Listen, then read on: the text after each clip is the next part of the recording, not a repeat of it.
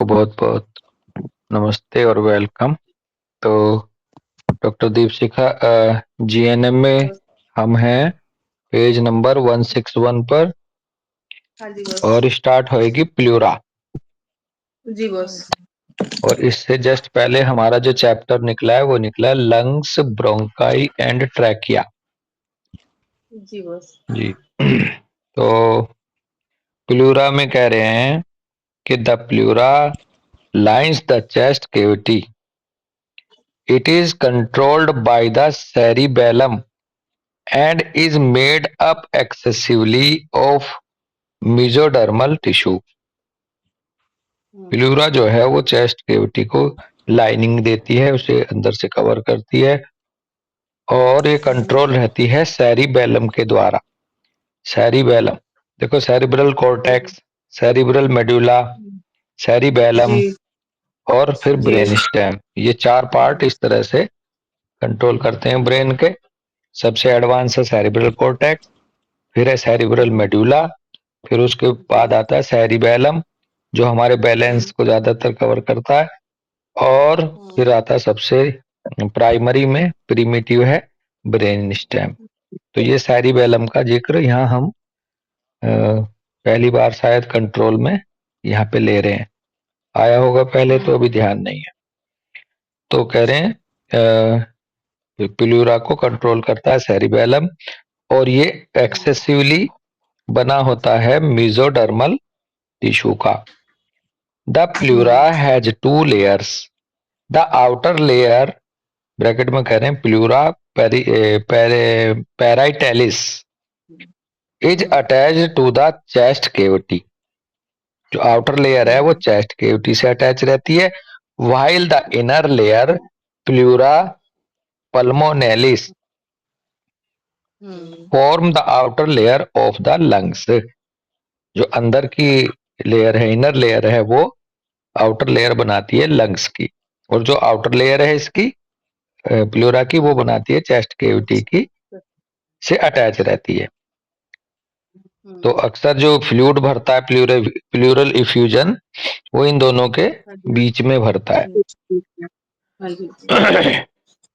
The very thin space यानी कि pleural cavity between the two layers is filled with a fluid that allows the lungs to glide during breathing। तो एक बहुत पतला सा space इनके बीच में होता है दोनों लेयर्स के, जो कि भरा होता है एक फ्लूइड से नॉर्मली भी, और वो अलाउ करता है लंग्स को ग्लाइड करने में ब्रीदिंग के दौरान। तो ये जो बच्चे 8वें महीने में पैदा हो जाते हैं डॉक्टर दीपशिखा, डॉक्टर सिमरन, इनमें वही फ्लूइड की कमी रहती है कई बार, जो प्री मैच्योर बेबी होते हैं ये।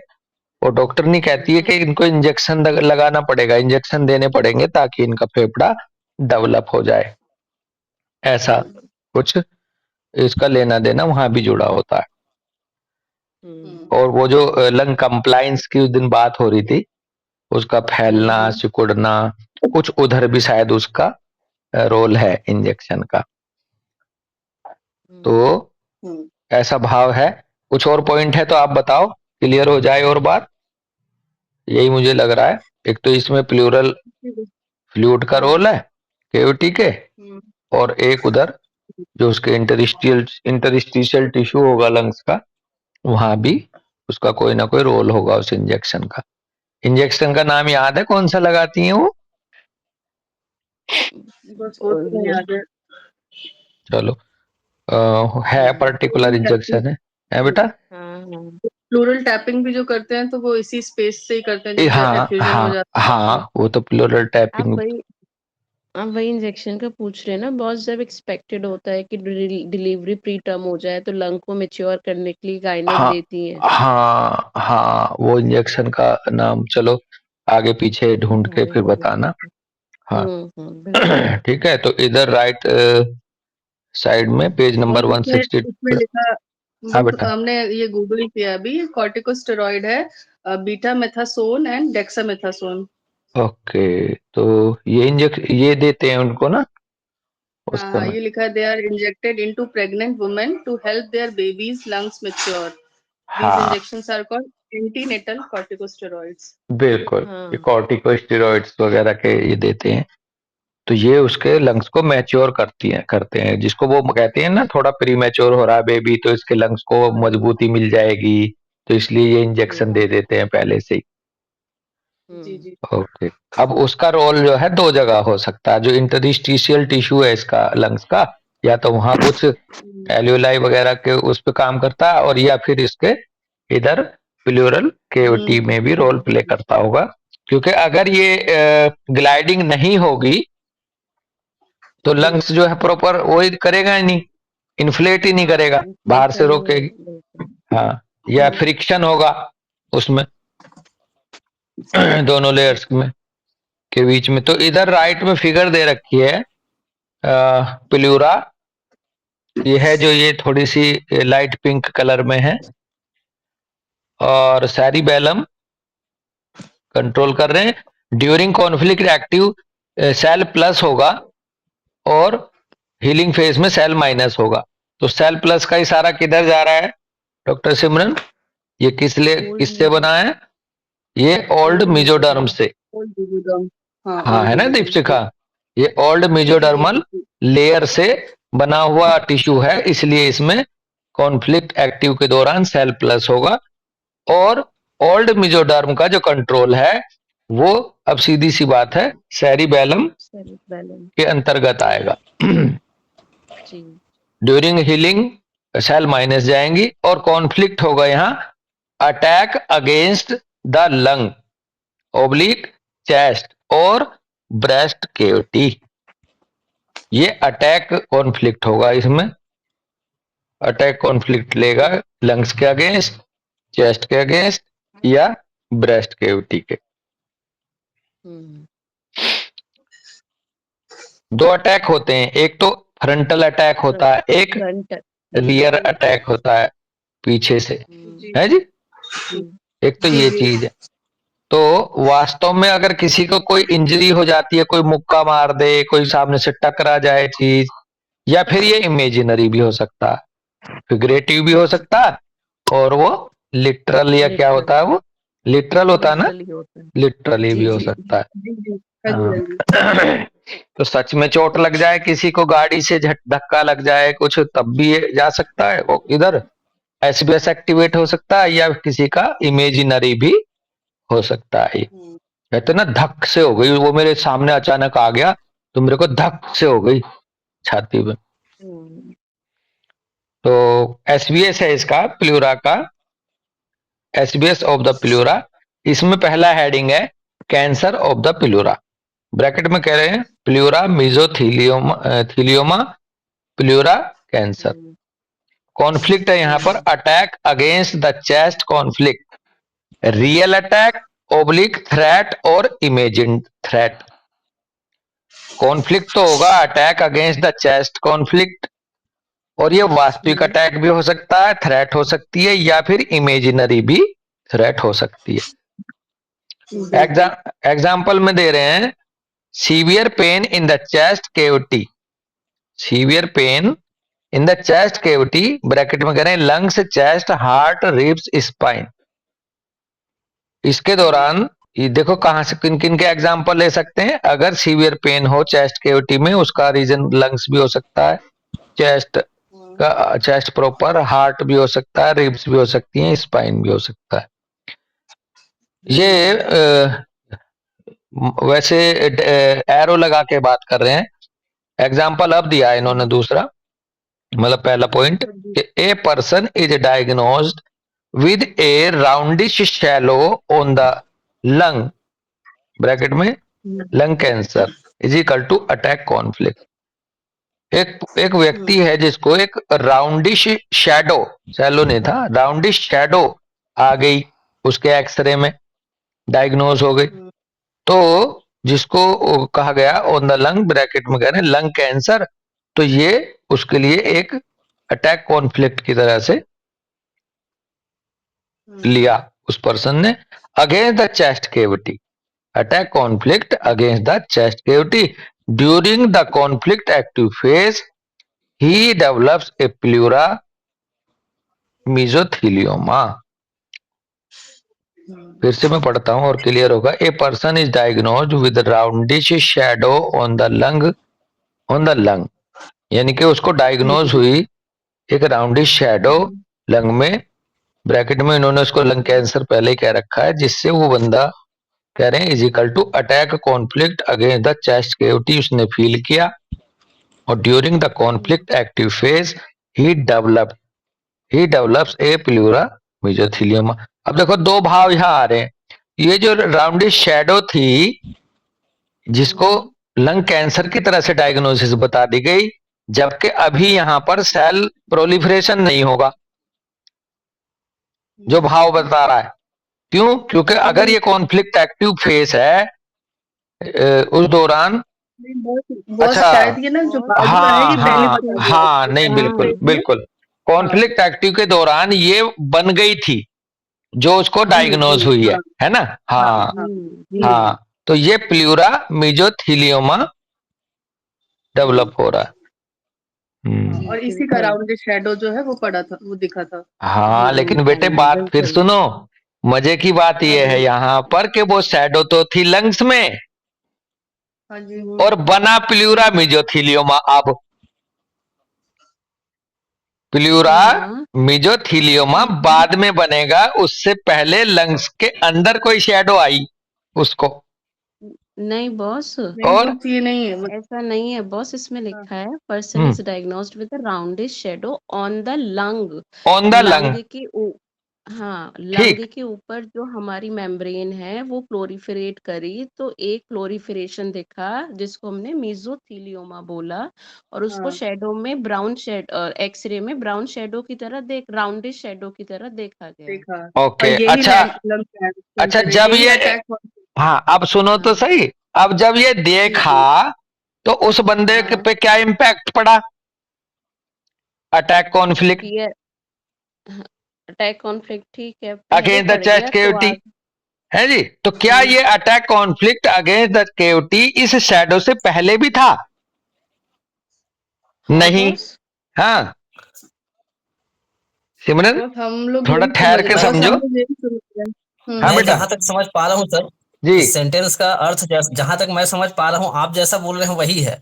एक्चुअली क्या है कि राउंडिस शेडो जब आया तो उसके मन में फिर थ्रेट्स आया कि मेरा लंग्स डैमेज होगा, और फिर हाँ, उसके बाद में फिर प्लूरा में फिर उसके बाद में प्लूरा में डेवलप हुआ। प्लूरा जैसा आप बोल मेजोथीलियोमा रहे हैं उस मेरे को भी वैसी फीलिंग आ रही है। हाँ, डॉक्टर सिमरन फिर से या डॉक्टर दीपशिका फिर से एनालाइज करो इस लाइन को पढ़ के। Person is diagnosed, a person is diagnosed with roundish shadow, ठीक, ऑन द लंग, जिसको कह दिया गया डॉक्टर के द्वारा लंग कैंसर। अभी तक उस बंदे को कुछ नहीं पता था। जब उसे ये पता चला तो वो बंदा गया attack conflict against the chest cavity में गया ना बेटा। अब आया ना कॉन्फ्लिक्ट। अब during the conflict active phase, ये जो अटैक कॉन्फ्लिक्ट एक्टिव फेज रही उसके दिमाग में, अब ही डेवलप्स ए प्लूरा मेजोथीलियोमा। तो यहाँ मुझे इसके पहले बेटा हाँ दीपशिका, सबसे पहली लाइन में ना severe pain in the chest cavity, उसको चेस्ट कैविटी में पेन हुआ होगा, तब वो गया होगा डायग्नोसिस के लिए। ओके तो ओके, अगर ये राउंडिश शैडो फिर किस चीज का आया, ये चीज फिर समझना हो जाएगा ना कि अगर ये मेसोथीलियोमा पहले नहीं डेवलप हुआ होगा तो शैडो किस चीज का आया होगा। जी जी जी, मतलब बॉस समझ में तो ऐसे ही आ रहा है जैसे हम बोल रहे थे, बिकॉज बॉस जैसे आप बता रहे हैं कि पहले सपोज शैडो देखा, तो वही बात आ गई कि वो शैडो क्यों देखा, किस चीज का शैडो शैडो देखा। इसलिए देखा, जो अभी पहली लाइन थी कि सीवियर पेन था चेस्ट में, चेस्ट कैविटी में, ठीक है जी। अब वो गया एक्सरा कराने डॉक्टर साहब के पास। जब डॉक्टर साहब के पास गया, एक्सरा वगैरह हुआ, तो उसमें एक राउंडिश शैडो दिखी, जिसको कह दिया गया कि आपको लंग कैंसर हो सकता है या है। इजिकल टू अब गया वो attack conflict against the chest cavity में। जो शब्दों का जुड़ाव कह रहा है ना बेटा, अगर ये इजिकल टू ना कहते यहाँ, ये आउट ऑफ कहते, इजिकल to attack conflict against the chest cavity में बंदा गया, अब गया, ये तो मानते हो नहीं? अब वो अटैक कॉन्फ्लिक्ट में अब गया डायग्नोसिस के बाद, ये मानते हो नहीं डॉक्टर सिमरन, डॉक्टर दीपशिखा? बॉस अब सर गया इसमें ये का हाँ जी इसमें एक ऑप्शन बोलिए। ये है कि अगर उसको सीवियर पेन है चेस्ट में, तो पहले तो अब वो पेन क्यों है चेस्ट में, तो इसलिए भी तो अब, या हाँ, वो कोई भी पेन से रीजन हो पहले सकता, कॉन्फ्लिक्ट हुआ मानो हो। ना, वो कोई भी रीजन था, या फिर अंदर वो एक राउंड शैडो बन रही थी जैसी भी थी। लेकिन बात यह है कि उसको जब तक उसका एक्सरा नहीं हुआ, जब तक राउंडी शैडो उसके सामने नहीं आई, तब तक उसको attack conflict against the chest हम लें या ना लें, बात ये है हमारे बीच में। हमें ये समझ में आ रहा है कि कोई इंसिडेंस हुआ उसकी लाइफ में, हाँ, जिससे उसे अटैक कॉन्फ्लिक्ट आया चेस्ट के अगेंस्ट, ओके, और फिर ये डेवलप हुआ, तब ओके, पेन हुआ, और उसके बाद डायग्नोसिस हुई, तब शैडो आई। मेरा मतलब हमें ये समझ में आ रहा है इस लाइन से, ये अच्छा, जो सीक्वेंस चलो खैर, बिल्कुल हम आप लोगों के ही थॉट को आगे बढ़ाएंगे, लेकिन दो बातें जरूर यहाँ हम हमेशा याद रखेंगे अभी भी, कि ये जो राउंडी शैडो है ये प्रॉपर लंग टिश्यू में है, और ये जो मीजोथीलियोमा बना ये प्लूरा में बना, इस बात का ध्यान बॉस तो रखना। हम इसको मतलब मैं बॉस इस बात का जैसे हम समझ थोड़ा और बात करें, जब प्लूरा में प्लोरिफरेशन होगा तो वो प्लोरिफरेशन टुवर्ड्स लंग ही तो मूव करेगा, जिसकी वजह से हमें प्रॉब्लम दिखती है। तो एक्सरे में जैसे मैम ने भी शेयर करा है और मैंने भी शेयर करा है, शेडो तो हमें लंग वाली शेडो में ही दिखेगी ना। अच्छा, जो प्लूरा प्लोरिफरेशन का प्लूरा मीजोथीलियोमा डालो जरा गूगल पे, उसकी शैडो ठीक देखो है कहाँ पे है वो, बॉस बस डाल वही दी डाला है ग्रुप हमने, पे हमने। डाला है डाल दी ग्रुप पे, ग्रुप पे, देखिए। दिखाना। जी हाँ, तो यहाँ यहाँ क्लियर आपको भी है, क्लियर हम भी हैं, हम और साहू डॉक्टर साहब, और बस ध्यान ये देना है कि अब हमें ये देखना है कि ये अच्छा, प्लूरा मीजोथीलियोमा मतलब अकेली है यहाँ, या फिर यहाँ दो तरह की शेडो होगी अगले एक्सरे में, अगले एक्सरे में दो तरह की शेडो तो नहीं होएंगी। तो बस ये है, लेकिन हम आपके थॉट को लेके ही बढ़ रहे हैं, चलो अभी तो बस आगे पढ़ते हैं, हो सकता है आगे कुछ क्लियर हाँ, हो। आगे और क्लियर हो जाएगा। सेकंड है example, 15 years ago the thin women gets breast cancer, यानी कि adenocarcinoma, having become acquainted with 5 biological law of nature, she lets the tumor be and lives very well with it. Unfortunately, 6 years ago, she allows a biopsy to be made. Afterwards, the breast no longer closes up, and for 3 years she lives with an open wound. At this point, she becomes frightened and suffers an attack conflict against the chest area, goes to growth of pleura mesothelioma. After the breast is closed via surgery, closed via surgery, skin closure, the patient comes into healing with pleural effusion.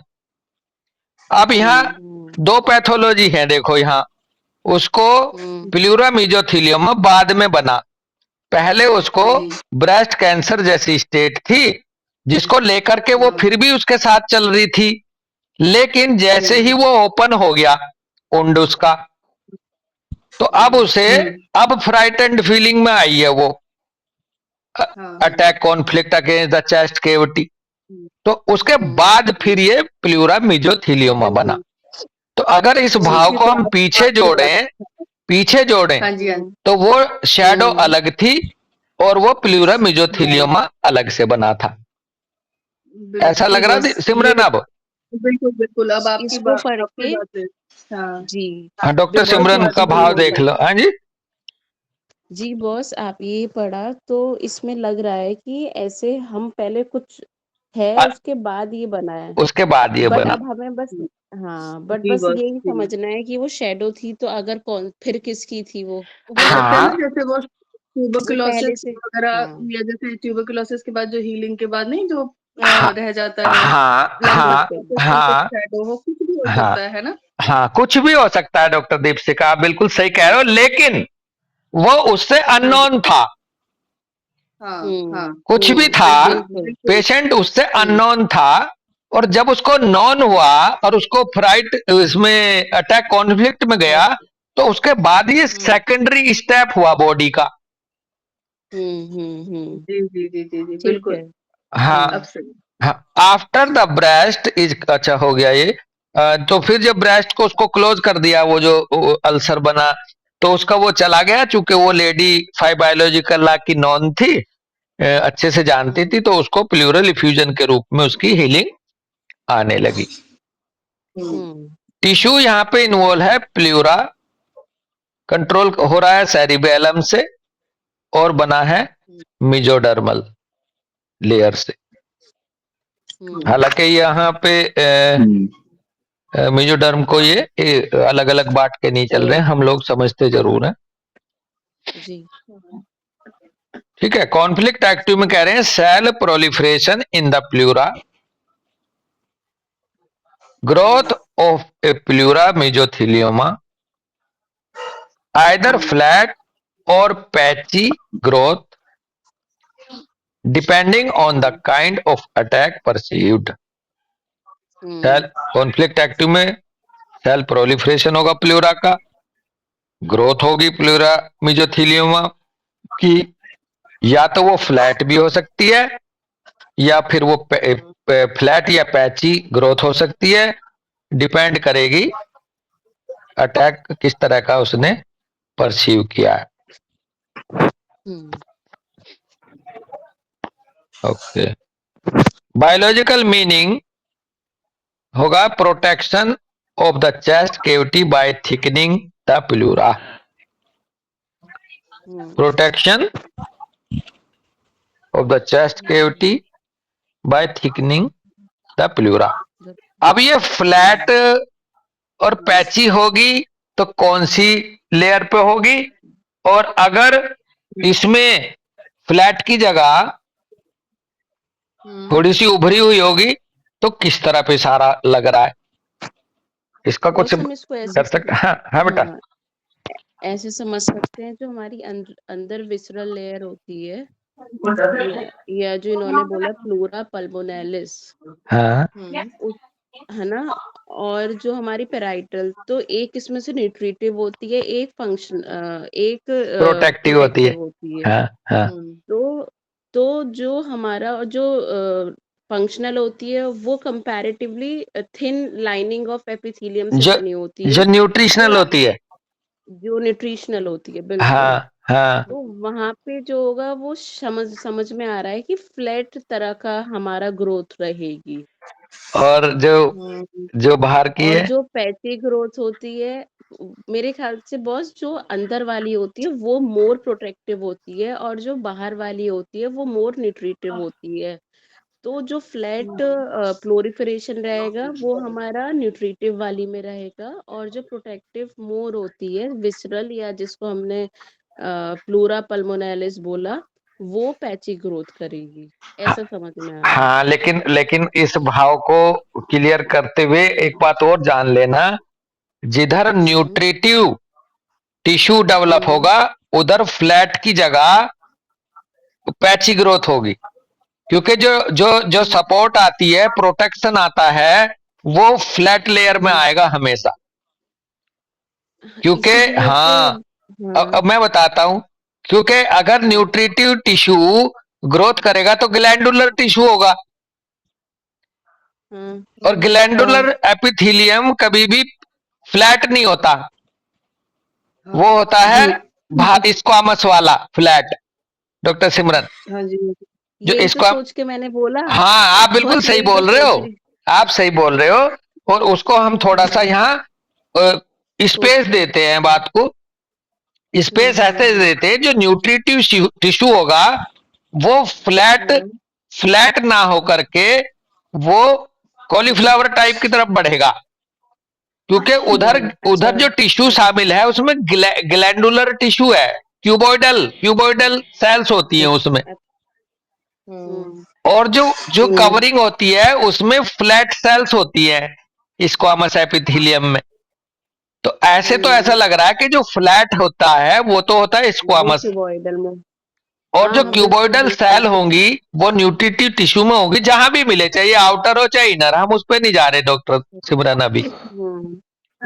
तो जो nutritive tissue है उसकी growth flat मिलना comparative to protective tissue जो squamous layer है उसके comparison में वो फ्लैट कब मिलेगी न्यूट्रिटिव टिश्यू वाली, ऐसा मुझे लग रहा है। बहुत वैसे सही लग रहा है, क्योंकि अगर हम इसको और थोड़ा सा सोचें, जो प्रोटेक्टिव लेयर ऑलरेडी है, विट्रल लेयर या जिसको हमने प्लूरा पल्मोनालिस बोला, हाँ उसमें ऑलरेडी स्ट्रेंथ ज्यादा है। तो उसको स्ट्रेंथ के डिफेंस के लिए ज्यादा ग्रोथ नहीं करनी पड़ेगी, उसको कम ग्रोथ में भी काम चलेगा, जैसा हाँ आप बोल रहे हो। ऐसे तो हाँ बता रहे हैं ना आप, हाँ अदरवाइज की हाँ जो हमारी ऑलरेडी ये जो न्यूट्रिटिव वाली होती है वो हमारी ज्यादा प्रोलिफरेट करेगी। हाँ, वो प्लोरिफरेशन उसमें ज्यादा होगा, यानी कि उसमें हाँ, उभार ज्यादा होगा फ्लैट की एग्जैक्टली, जगह। क्योंकि वो हाँ, तो ऐसा लग रहा, आप बता रहे हैं तो शायद यही सही लग रहा है। हाँ, अब जो इसमें गुंजाइश ये रह जाएगी समझने की कि हम देखेंगे कि न्यूट्रिटिव लेयर कौन सी है। वो जो लंग्स पे चिपकी हुई है उसको न्यूट्रिटिव बोलेंगे, या जो चेस्ट की कैविटी को कवर कर रही है उसे न्यूट्रिटिव बोलेंगे। ये और समझने की बात रह जाएगी, है ना। लेकिन ये क्लियर हो गया कि जो न्यूट्रिटिव टिश्यू है वो फ्लैट कम होगा कंपैरेटिव टू प्रोटेक्टिव टिश्यू के। हमारी बॉडी में जहां भी बिल्कुल। प्रोटेक्टिव लेयर्स हैं वो फ्लैट हैं। स्किन को सबसे ऊपर देख लो, ऊपर की लेयर है जी। जो ब्रेस्ट जी जी, ग्लैंड्स बिल्कुल हैं उनकी जो कैनाल है उनकी वो अलग है, और जिधर से सिक्रीशंस है, चाहे वो सिलाइवरी ग्लैंड का टिश्यू हो, चाहे ब्रेस्ट ग्लैंड का टिश्यू हो, चाहे किसी भी। सही बात है। हाँ हाँ, हाँ, तो उधर से थोड़ा सा बिल्कुल मुझे बिल्कुल, ये आइडिया लग रहा था बेटा। ठीक ठीक, बिल्कुल बॉस। ये हीलिंग फेज हीलिंग फेज में अब देखो जो बात हमें हुई है ना डॉक्टर श्रेय अभी, अगर हमें हाँ ये जी सर। क्लियर होगा तो हम बंदे की पैथोलॉजी को देख के ये पता कर लेंगे कि इसका कंसर्न न्यूट्रिशन से रिलेटेड है या कंसर्न प्रोटेक्शन से रिलेटेड है। बिल्कुल बिल्कुल। हाँ हाँ, तो ये वहां तो काम इसमें आएगा। मुझे हाँ ये भैया। चीज पूछना था कि जैसे ये पेशेंट को एकदम से डेथ का fear लगा या अटैक का fear लगा और उसका जो भी कोई नोड्यूल होगा या कुछ भी होगा सीधा मैलिग्नेंसी में चला गया, ठीक है, तो इसका मतलब कि वो जो fear था, डेथ था, उसकी ग्रेविटी इतनी ज्यादा थी कि उसको वो नोड्यूल को एकदम से मैलिग्नेंसी की तरफ ले गई, या वो पेशेंट इतना ज्यादा मतलब उसका जो आई थिंक वो जो पेशेंट है उसका नेचर या उसका वो जो है वो एकदम एंजाइटी वाला है, उसको छोटी छोटी चीज से इतनी एंजाइटी हो जाती है, तो शायद वो चीज ऐसा हो सकता है कि इसको उसको आप ऐसे ये ले चीज हो सकते हो, जाती है। उसको न्योडूल को मैलिग्नेंसी में ले जाने वाला भाव आप जोड़ रहे हैं, उसको ऐसा समझ लो हम्म, कि अगर कोई माँ है, हम्म, अगर माँ है उसको चेस्ट में कोई ऐसी पैथोलॉजी निकल के आई और उसे अपने बच्चे का ज्यादा वो हो गया, फिर इसका हम्म, कि इसका क्या होगा, मुझे ये हो गया तो उसका क्या होगा, तो वो न्यूट्रिशनल वो है उसके पीछे चिंता, हम्म, है ना। हम्म, और हम्म, यदि प्रोटेक्शन है, फादर को निकल रहा है, वो तो केवल एग्जांपल ले रहे हैं हम, हो कोई भी जेंडर कोई भी सकता है भाव में। हम्म, तो अगर फादरली है, कुछ फादर को निकला है तो उसको अलग तरह की ग्रोथ हो सकती है। हम्म। हाँ, और जो आप कह रहे हैं क्या मैलिग्नेंसी में क्या गया, नोड्यूल।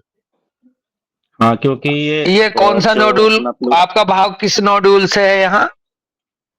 जैसे कुछ भी अगर क्योंकि इसमें से प्लूरल मेजोथेलियोमा डालोगे तो उसमें अगर राउंड शेडो आती है दैट मीन वो शो करता है कि कोई लंग नोड्यूल है, तो लंग ओके। नोड्यूल एकदम से ही मैलिग्नेंसी में चला गया, तो अगर आप नहीं, मैलिग्नेंसी में मैलिग्नेंसी में कैसे जा रहा है।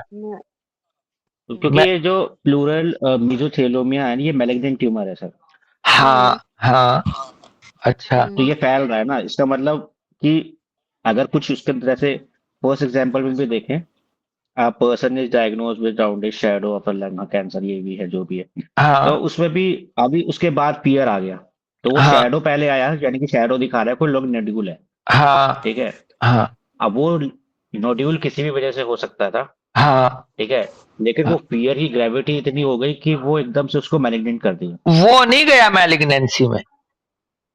हाँ। एक नया तो एक नया प्लूरल मेसोथेलियोमा बना। एक तो यहाँ ये क्लियर हो जाओ। अच्छा। हाँ। और अब यदि पैथोलॉजी बहुत तेजी से मैलिग्नेंसी में जा रही है, हम्म चाहे मेसोथेलियोमा जा रहा हो चाहे वो जा रहा हो, वो डिपेंड करता है इंटेंसिटी ऑफ कोज पे, या बंदे के अंदर क्या कितना सेंसिटिव है, कितना क्या म्याजम चल रहा है। फिर उधर ट्रैक साइड बाय साइड वो तय करेगी वो मैलिग्नेंसी में क्यों गया। लेकिन एक क्लियर कर लो, जो उसे दिखा था वो अपने आप में वो मैलिग्नेंसी में ना जा करके जीएनएम ये बताना चाह रही है कि उसको अगर अटैक कॉन्फ्लिक्ट आया तो यहां प्लूरल मेसोथेलियोमा बनेगा। है ना भैया। ठीक है हाँ जी। वैसे ये बस इसको इस चीज का ध्यान रखना होगा कि यूजुअली लंग्स का नाम आते ही हम पीयर के ऊपर थोड़ा सा कंसंट्रेट करते हैं। हाँ तो यहाँ पे देखना है कि अगर जहां भी लंग कैंसर है और ये प्लूरल मेसोथेलियोमा है, तो इसका ध्यान रखना है कि यहाँ पे अटैक कॉन्फ्लिक्ट ही आएगा हाँ अगेंस्ट अस, हाँ। अच्छा। है ना? अभी यहाँ अभी पे एक clear नहीं होगा। अभी ग्रोथ का नाम ले रहे थे डॉक्टर श्रेय अभी, वो प्लूरा पे कौन सी ग्रोथ बता रहे थे, राउंड डिस्क क्या बोल रहे थे। राउंड शैडो जो होता है नोड्यूल टाइप मेसोथेलियोमा का। में, मेसोथेलियोमा राउंड शैडो में आया। आप बोल रहे थे अभी जब आपने मैलिग्नेंसी कहा था उससे जस्ट पहले, क्योंकि मुझे पर वहां लग उसमें रहा है। मैलिग क्योंकि ये मैंने बस ये देखा था कि जो ये प्लूरा मेसोथेलियोमा है, ये एक्चुअली मैलिग्नेंट है, ठीक है। तो मुझे लगा कि शायद ये जो राउंडेड शैडो आई, राउंडेड शैडो एक नोड्यूल को डिपेक्ट करती है लंग में, ओके, तो हो सकता है वो वो उससे मैलिग्नेंसी उससे में गई हो। मेटास्टाइज, मुझे लगा उससे मेटास्टाइज होके प्लूरा में चल गया, वहां मेसोथेलियोमा बन गया, मुझे ऐसा लगा। हाँ हाँ, नहीं आप जो सोच रहे हो ना, बिल्कुल सोच रहे हो सही अपने पुराने पैटर्न पे। जी वो कन्वेंशनल मेडिसिन कहती है कि वही सेल प्लूरल मेसोथेलियम में कन्वर्ट हो रही है, वहां पहुंच गई हाँ ब्लड फ्लो के थ्रू। लेकिन इन्होंने सबसे पहले इस बात को डिनाई कर दिया था, नकार दिया था जीएनएम वालों ने कि कोई कोशिका कहीं जाकर के इम्प्लांट नहीं होती नवी, वो उस जगह का टिश्यू अपने स्वयं में ही सेंसिटाइज होकर के ग्रोथ करता है वहां। ये जो इनका कंसेप्ट है ना डॉक्टर श्रेय, बहुत अच्छा पॉइंट आपने उठाया कि मैलिग्नेंसी को जो आधार मानते हैं कन्वेंशनल मेडिसिन वालों, ये मानते हैं कि एक पर्टिकुलर साइट की सेल वहां से डिटैच होकर के ब्लड सर्कुलेशन के थ्रू दूसरे ऑर्गन में जाकर के इम्प्लांट हो गई, तो वहां फिर से ये पैथोलॉजी बना दी उसने। ये सरासर गलत है, सरासर गलत है। कहीं कोई खून में बह के कोई कोशिका नई नई जगह जाकर के कोई इम्प्लांटेशन नहीं करती ट्यूमर का या कैंसर का। वो अगर किसी को बोन में ट्यूमर है, कैंसर है, और वो लंग्स में अगर उसको आगे चल के डायग्नोज हुआ है, तो वो लंग्स से रिलेटेड उसको फियर डेथ फ्राइट कॉन्फ्लिक्ट उसको बंदे को बना, तो उसके लंग्स का टिश्यू सेंसिटाइज हुआ अपने आप में, वहां फिर उसने खुद बनाया अपने कोशिकाओं का, ना के बोन की सेल डिटैच होकर के लंग्स में जाके इम्प्लांट होके मैलिग्नेंट ट्यूमर बना रही। बॉस जैसे आपने बात बताई, तो चलो लंग कैंसर में तो ये बात समझ में आती है कि कहीं और लंग कैंसर मतलब कोई कहीं और पाया गया और फिर उसको उस कैंसर का फियर आ गया तो हमें लंग में डेवलप हो गया, लेकिन और जगह के जैसे बॉस मेटास्टेसिस जो हम देखते हैं तो वैसे उसको कैसे समझेंगे बॉस? जैसे एग्जाम्पल बताओ। जैसे जैसे सपोज पैंक्रियाटिक कैंसर, सपोज पहले बोन मैरो कैंसर ही है हाँ मानो, हाँ और फिर वो पैंक्रियाज में हमें कैंसर तो बाद में लेटर हमें पाया गया, हाँ तो हाँ उसको कैसे रिलेट करेंगे हम? अच्छा, इसको दो तरह से रिलेट करेंगे। अगर आप पहले वाली बात मान रहे हो तो उन भाइयों से पूछो कि बोन की सेल ढूंढो पैंक्रियास में। बोन ट्यूमर की जो सेल है उसे ढूंढ के लाओ पैंक्रियास में, पैंक्रियाटिक कैंसर में से। तो वो कहेंगे साहब बोन की क्यों मिल जाएगी यहां, तो फिर ब्लड में बह के कैसे आ गई वहां से डिटैच होके। तो अब पैंक्रियाज का जो कैंसर बना, वो पैंक्रियाटिक जो सेल्स है, पैंक्रियाटिक जो टिश्यू है, वो कॉन्फ्लिक्ट आने की वजह से वो वहां पे अपने आप में अपने तरीके से वहां पे ट्यूमर बना रहा पैंक्रियाज, ना के वो बोन की सेल आकर के वहां पर इम्प्लांट हुई। ठीक है। और ये तो आपने बहुत अच्छा एग्जाम्पल बता दिया। अगर ये भैया कह रहे कि नहीं ये सेल ही जाती है, तो अब उसमें ओस्टियोसाइट्स मिलनी चाहिए ना पैंक्रियाज में, पैंक्रियाटिक ट्यूमर में। तो कभी मिली इस रहे आज तक कि हड्डी की वो ओस्टियोसाइट सेल टूट के किसी दूसरे लंग्स के टिश्यू वाले कैंसर में पाई गई हो। तो वो तो और ज्यादा इनको झुटला देता है। फिर तो इनका ये कहना कि साहब एक जगह की कोशिका ब्लड फ्लो में दूसरी जगह जाती है। हाँ भैया, एक डाउट फिर ये आ जाएगा कि अगर किसी पर्टिकुलर टाइम पे कैंसर हो गया और वो फैल रहा है, यानी कि अगर वो हमारे अलग अलग ऑर्गन पे कैंसर फैल रहा है, इसका मतलब हमको अलग अलग कॉन्फ्लिक्ट्स आ रहे हैं। यस, यही है। बस एक और चीज तो थी जो हम लोगों ने शुरू में पढ़ा ना, कि कॉन्फ्लिक्ट के बाद कई सारे SBS स्टार्ट हो जाते हैं। हाँ, पैरेलल। यही तो है जो डॉक्टर श्रेय कह रहे हैं, यही है डॉक्टर दीपशिका। एक सिंगल SBS थोड़ी चलता रहता है। बोन का SBS था, उससे पता चला कि उसे बता दिया डॉक्टरों ने कि ये तो काटनी पड़ेगी टांग। फिर दूसरा आ गया, लीवर से रिलेटेड SBS आ गया कि फिर घर कैसे चलेगा, पैसा कहां से लाऊंगा। फिर पता चला कि लंग्स में आ गया, यार तो जान भी नहीं बचेगी अब। तो ये एक तो आता है 1 by 1, एक से आगे बढ़ के दूसरा कॉन्फ्लिक्ट। एक बात और ये डिपेंड किस पे करेगा कि कौन सा वाला पार्ट होएगा इसके बाद, उसकी एफिनिटी, उसकी ससेप्टेबिलिटी, उसकी सेंसिटिविटी ऑफ नेक्स्ट वन।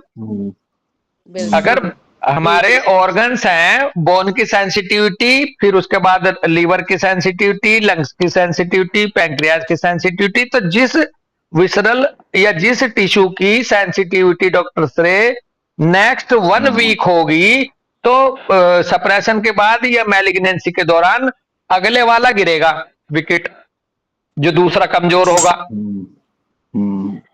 जो मजबूत होगा खिलाड़ी वो नहीं गिरेगा। ये भी एक ट्रैक मिलेगा आपको कि यदि किसी को बोन कैंसर के बाद लीवर कैंसर हुआ, तो इसका मतलब उसका लीवर नेक्स्ट 1 सेंसिटिव ऑर्गन था, ससेप्टेबिलिटी उसमें थी। और यदि किसी को बोन कैंसर के बाद सीधे लंग्स कैंसर बन गया, तो उसका लीवर की जगह उस बंदे का ससेप्टेबल या सेंसिटिव लंग्स थे। तो नेक्स्ट 1 कौन सा कमजोर टिश्यू पार्ट है, उस पे जाती है पैथोलॉजी। ये हमारी 7 लेवल ऑफ सप्रेशन में भी यही रूल चलता है। इवन जरूरी नहीं है कि स्किन के सप्रेशन से, जरूरी नहीं है कि स्किन के सप्रेशन से किसी को सेकंड लेयर पे जाए ही जाए डाइजेस्टिव पे। पता चला स्किन का सप्रेशन हुआ और एंडोक्राइन सिस्टम डिस्टर्ब हो गया। तो ये रूल वहां भी देखने को मिलेगा। डॉक्टर सरे आप कुछ कह रहे हैं भैया? मैं सर यही कहता है, आपने बात जो कही बिल्कुल सही की। जैसे कि आपने सुना होगा पुराना, मतलब कुछ टाइम पहले क्रिकेटर था युवराज सिंह, उसको लंग कैंसर डिटेक्ट हुआ था। और जब उसको लंग कैंसर डिटेक्ट हुआ था ना, वो बिल्कुल भी डरा नहीं था, कह रहे हो कोई नहीं, कैंसर जो ठीक है, मैं खेल लूंगा। और मतलब वो ब्लड आ रहा है, सब कुछ आ रहा है, फिर भी वो फियरलेस होकर क्रिकेट खेला, सब कुछ करा। कैंसर डिटेक्ट हो गया तब भी डरा नहीं। तो इसका मतलब उसका ऊपर वो जो, अगर वो ट्यूमर जो था वो कहीं इसलिए स्प्रेड नहीं हुआ क्योंकि उसने किसी और कॉन्फ्लिक्ट को अपने अंदर आने नहीं दिया। एक बात बहुत बढ़िया। और दूसरी बात ये कि वो जो ट्यूमर आया था वो हीलिंग फेज थी। वो हीलिंग फेज थी उसकी, उसने उस हीलिंग फेज को सूदिंगली जाने दिया। तो आज वो कैंसर फ्री है। और अगर उसके डायग्नोस होते ही उसे ये आ जाता कि अब क्या होगा कैरियर का, तो लीवर में जाता जरूर। लीवर में जाता, हाँ। प्रोस्पेरिटी में। बिल्कुल। अब बहुत अच्छा एग्जाम्पल आपने आज बहुत क्लियर कर दिया। इस एग्जाम्पल को मैं एक दिन पहले भी कोशिश कर रहा था बात करने की, लेकिन उतना क्लियर वहां नहीं हुआ था जितना आज डॉक्टर श्रेय आपने कराई। जीता जागता उदाहरण है बेटा।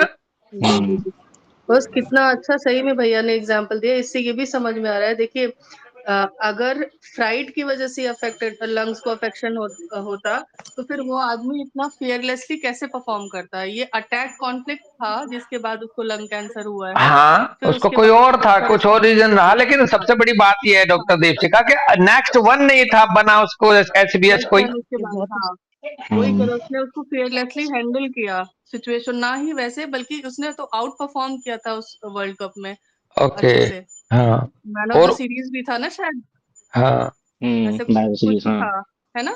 हाँ तो वो मैन ऑफ एक द बहुत सीरीज। बढ़िया बात रही, तभी उसने बहुत अच्छे से हैंडल किया और फिर वो ठीक रहा। और एक चीज और बताऊं मैं, आपने आउट ऑफ उसमें जाके परफॉर्मेंस के माध्यम से एक मैसेज और दे दिया डॉक्टर दीपशिखा आपने।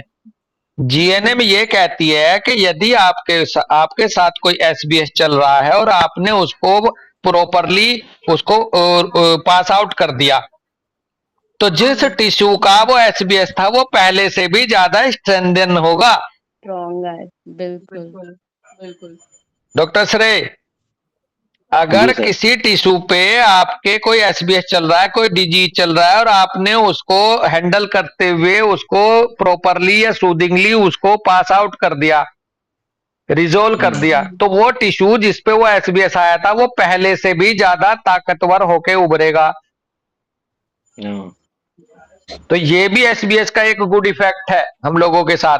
बिल्कुल जी बिल्कुल जी। बहुत। हाँ, तो अगर हम इसको ऐसे लेंगे तो ये हमें हमारी साइकी को और ज्यादा मजबूती देता है कि अब हम पहले से भी डर के आगे जीत है, कहते हैं ना। जी हाँ, हाँ तो जी। ये है बेसिकली केवल फिलोसफी नहीं है। अगर बंदा गया नहीं, बंदा दूसरे एसबीएस में नहीं गया, बंदा उस पैथोलॉजी से उसकी जान ना चली जाए और वो सही तरीके से निकल आए, तो पहले से भी ज्यादा स्ट्रेंथिंग बताया गया फिर उस टिश्यू को, उस ऑर्गेनिज्म को इवन।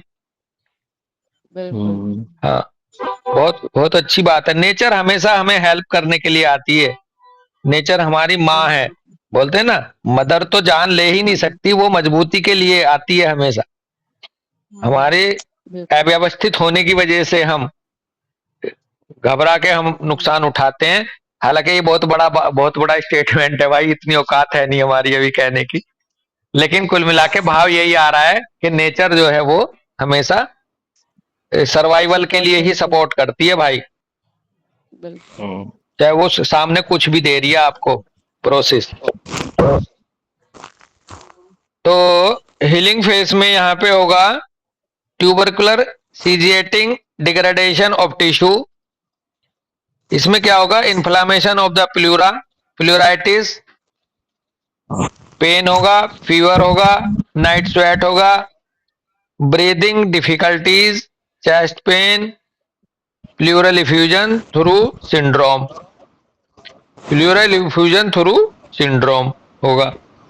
हीलिंग क्राइसिस में यह चिल होगी, सीवियर पेन होगा।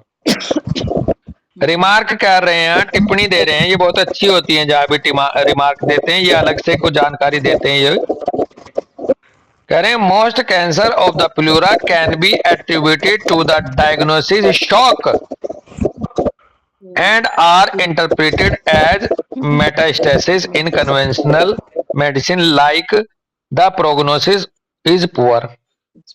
जी। देखो, most of the cancer of pleura, doctor Simran यहाँ फिर से हमारे पहले वाली बात को बल मिलेगा। प्लूरा के मोस्ट ऑफ द कैंसर जो हैं वो डायग्नोसिस शोक के की देन है, और ये डायग्नोसिस शोक वो शैडो थी, उसके बाद प्लूरा कैंसर बना। ये उसको यहाँ और एक प्लस मिलता है। And are interpreted as metastasis, फिर इसको मेटास्टेसिस कह देते हैं, जो डॉक्टर श्रेय कह रहे थे कि वो उधर प्लूरा तक तो नहीं आ गया है।